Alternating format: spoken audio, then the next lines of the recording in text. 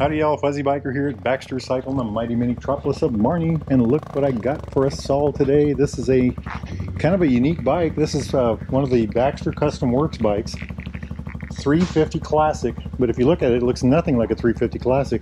I own a 350 Classic, and I had to look twice to, find the clues to let me know what it was. Just a beautiful little machine. They've turned it into a bit of a sport bike, dirt-oriented sport bike with bags, good camping bike maybe. They call it the Rambler. Starting with the basics, it's a 349cc, single overhead cam, 2 valve per cylinder, air-cooled, oil-cooled engine with a 5-speed gearbox.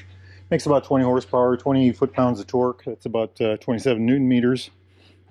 One of the best 5-speed transmissions out there. Absolutely love mine. The Classic has the foot pegs here. The Hunter has them back here, and the Meteor has them up here. I think this is the best part. I like them there pretty well. They're fine up front too, but look at that. Isn't that just neat? But they've done a lot of changes here. Doesn't have the classic nacelle anymore. Look at the tires, the spokes.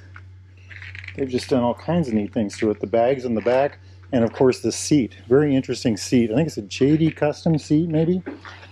And if you look at the rear end, something's missing back there, right? We'll get to that in a minute.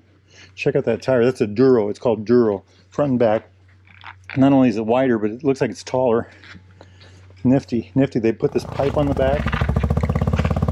Just a nice looking bike in that sense. Looks very rugged. Very masculine, I guess is a good word for it.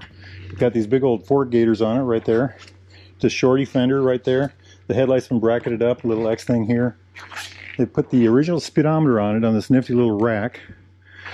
A single mirror now instead of a dual. Give it that scrambler look. That Rambler, kind of a scrambler, isn't it? Now that I mention it.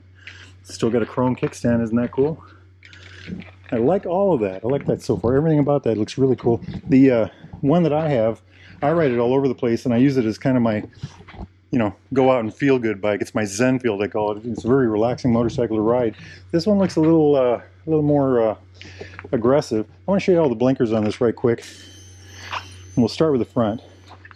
Check it out. These little Pico blinkers. But really more important is check out the back. So there's the taillight. Kind of hidden away. When I first saw this, I did not see the taillight anywhere. Hit the blinker back there. Isn't that neat? It just kind of blends in. Now if we shut this off, it just disappears. If you didn't know it was there, I had to actually ask about it. That's just a really neat, very well done. It looks very good. Just blends right in. And I also like these bags. They're kind of a leather on the bottom, canvas sides. They got the brackets there to hold them on. They're removable. Me gusta mucho. Back to the front, it's a 300mm dual piston bi-brake, anti-lock brake. I think the back is a 270mm with a single piston bi-brake. Of course, anti-lock. I just can't get over the look of this bike. You know what? Let's sit on it. Check it out. Reminds me of days gone by. So we've got these wonderful Royal Enfield levers. They're about my favorite levers. They got that nice dog leg in them. They get wide through here. They got a good radius. They work very well with these mall style grips.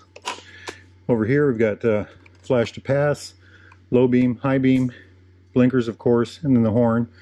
Over here's an information button back here, and then I've got one low end mirror on this bike. On this side it's the kill switch, run switch, start switch, hazard lights. Brake lever, of course. Let's turn this on again. So here is the they took this off the 350, the original one. So it's got the original miles. This is a used motorcycle. It's got 2,511 miles on it. It's got an alternator light on it, and that's really about it. There isn't really much more to it. Using this information button and looking down here, there is a trip 1, trip 2, and then back to the odometer. There's also a digital fuel gauge up there. That's kind of cool, isn't it? I like the aluminum bracket they used to put that on there. Like, again, it looks very, I'm going to use the word rugged. I like that. I like that a lot. The bars are an interesting spot. I think they're in a good spot. I sit a little higher on this one than I do on my Classic. It's interesting. I'd like to take this for a ride. We can't ride it today because we've got a whole mess of snow out there, if you can see that. End of January right now. When it warms up, if this is still here, we are definitely going to try to get our hands on it. Oh, I got a bash guard on the bottom. Royal Enfield bash guard.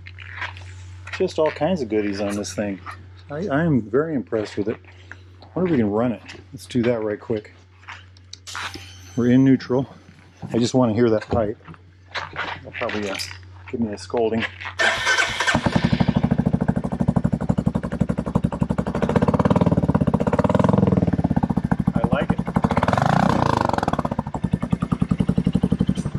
Not quite sure what kind of pipe that is, but it does sound good. You know, look at that. Ah, that's an LED headlight back there too, by the way. Very good, very good. Another beautiful Baxter Custom Works bike. They just are so creative with these things. I just love the way it looks. Fabulous. Now, if y'all are in the market for a new or used Royal Enfield, Triumph, classic British bike of any type, get yourself over here to Baxter Cycle in Marnie, Iowa. They got gear, accessories, coats, jackets, gloves, boots, everything you can imagine. Get yourself to their website, baxtercycle.com. Make sure you tell them Fuzzy Biker sent you. Now, if you got better weather where you're at than we have here, get yourselves out there and ride, my friends. Wahoo!